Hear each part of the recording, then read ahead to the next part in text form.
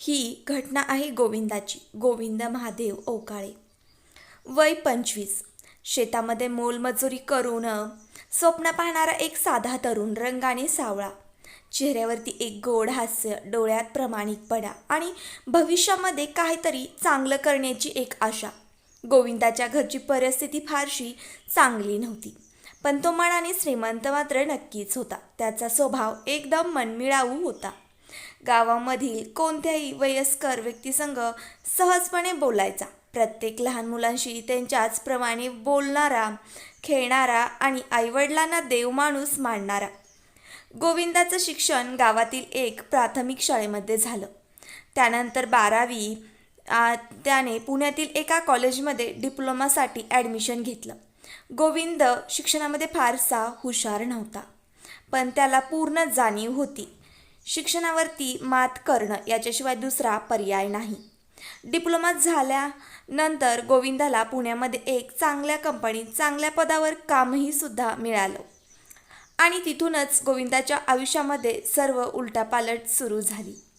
गावामध्ये त्याच्या घरी वडील महादेव ओकाळे, लहान भाऊ व्यंकटेश, आई असं त्याचं कुटुंब होतं. बहिणीचं लग्न झालं असून ती तिच्या सासरी राहत होती. गोविंदाच्या वडिलांना गावामध्ये एक वेगळी ओळख होती. ते आपल्या जातीधर्माला खूप जास्त महत्त्व द्यायचे. गावामध्ये त्यांना किंवा त्यांच्या कुटुंबातील कोणत्याही लोकांना कोणी काही बोललं तर महादेव ओकाळ्यांना सहन होत नव्हतं. गोविंद हा घरातील मोठा मुलगा होता, म्हणून वडिलांनी त्याच्यावरती जास्तच लक्ष ठेवलं होतं. 25वे वर्ष गोविंद हा थोडा वेगळा स्वभावाचा होता. तो मनमिळावू स्वभावाचा होता. त्याला जाती धर्मापलीकडे जाऊन एक माणुसकीचं नातं जपायचं होतं. याच कारणामुळे गोविंदाची गावामध्ये चांगलीच ओळख होती. त्याच्या वडिलांना त्याचा स्वभाव मात्र कधीच पटला नाही. लहान भाऊ व्यंकटेश हा वडिलांच्या सांगण्यानुसार वागायचा. त्याला मोठ्या भावाच्या स्वप्नांचं काहीच कळत नव्हतं. तो वडील जसं सांगेल तसंच करायचा. गोविंद पुण्यामधील एका कॉलेजमध्ये शिकत असताना त्याची ओळख अंकिता नावाच्या मुलीसंग झाली. अंकिताचा स्वभाव देखील गोविंदसारखाच होता. मनमिळाव, शांत स्वभावाची आणि चेहऱ्यावरती हास्य. विशेष म्हणजे अंकिता गोविंदाच्या जातीची होती.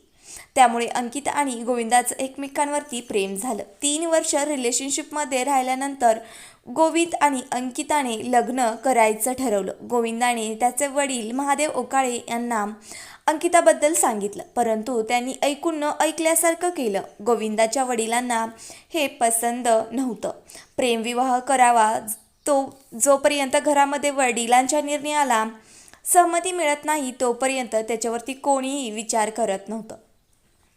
म्हणजेच की गोविंदाच्या वडिलांनाचा या लग्नाला नकारच होता. त्यामुळे गोविंद आणि अंकिताने या लग्नाला प्रेमविवाह करायचा म्हणून आळंदी येथे जाऊन प्रेमविवाह केला. लग्नानंतर गोविंद आणि अंकिताने पुण्यामध्ये एक भाड्याने फ्लॅट घेतला आणि तिथेच दोघं स्थायिक झाले. गोविंद एका प्रायव्हेट कंपनीमध्ये चांगल्या पदावरती काम करत होता, तर अंकिता ही घर सांभाळून आपला पार्ट टाइम म्हणून काम शोधत होती. दिवस रविवारचा होता, 9 जून 2024. सुट्टी असल्यामुळे गोविंद आणि अंकिता दोघेही घरीच होते. त्या दिवशी गोविंदाच्या मोबाईलवरती वडिलांचा फोन आला. तेव्हा वडिलांनी गोविंदाला सांगितलं, गावामध्ये काहीतरी प्रॉब्लेम झालाय, तुला आत्ताच्या आत्ता घरी यावं लागेल. वडिलांचं हे बोलणं ऐकून गोविंदाचा चेहरा देखील उतरला. अंकिता गोविंदाला म्हणाली, मी पण तुझ्याबरोबर येते. पण गोविंदाने तिला सांगितलं, तू नको येऊ. घरी नेमकं काय झालं हे वडिलांनी कशासाठी बोलवलंय याचं मला माहीत नाही. गावामध्ये गेल्यावरच मला माहिती कळल. अंकिता गोविंदाचं बोलणं झाल्यानंतर गोविंद आपल्या परभणीमधील पिंपरी देशमुख या गावी आला. पण गोविंद आणि अंकिताला कुठे ठाऊक होतं की त्यांची शेवटची भेट असेल. गोविंद गावात गेल्यानंतर वडील महादेव ओकाळे हे शेतामध्ये होते. त्यामुळे वडिलांनी त्याला शेतामध्ये भेटण्यासाठी बोलावलं. शेतामध्ये महादेव ओकाळे आणि त्याचा लहान मुलगा व्यंकटेश ओकाळे हे दोघंच होते. गोविंद शेतामध्ये गेल्यानंतर लहान भाऊ व्यंकटेशने त्याला विचारलं, आता पुण्यामध्ये कुठे राहतोय आणि काय करतोस? गोविंदाने देखील त्याला सांगितलं, मी एका प्रायव्हेट कंपनीमध्ये जॉब करतोय. अंकिता आणि मी पुण्यामधील पिंपरी भागात राहतोय. गोविंदाच्या तोंडून हे ऐकताच वडिलांचा चेहरा पूर्णपणे उतरला. गोविंदला काही कळायच्या अगोदरच वडिलांनी त्याच्या डोक्यामध्ये धारदार शस्त्राने वार केले. गोविंद काही क्षणामध्येच खाली पडला. जखमी अवस्थेत तो वडिलांना म्हणाला, मी काय चुकीचं केलंय? फक्त प्रेमच केलं होतं. पण वडिलांनी त्याला एकही शब्द तोंडून न ऐकता त्याच्यावरती आणखीन 2 वार केले. तेवढ्यामध्येच गावातील कोणत्या तरी व्यक्तीने पोलिसांना या घटनेबद्दल कळवलं. पोलिसांनी देखील तात्काळ त्या शेतामध्ये धाव घेतली. तेव्हा गोविंद शेतामध्ये रक्ताच्या थारोळ्यात कोसळलेला आढळला. पोलिसांनी त्याला तात्काळ हॉस्पिटलमध्ये दाखल केलं, पण तोपर्यंत उशीर झालेला होता. त्याचा शेतामध्ये जीव गेला होता. पोलिसांनी लगेचच या घटनेचा तपास करायला सुरुवात केली. गावातील ज्या व्यक्तीने फोन केला होता त्याचा जबाब नोंदवून घेतला.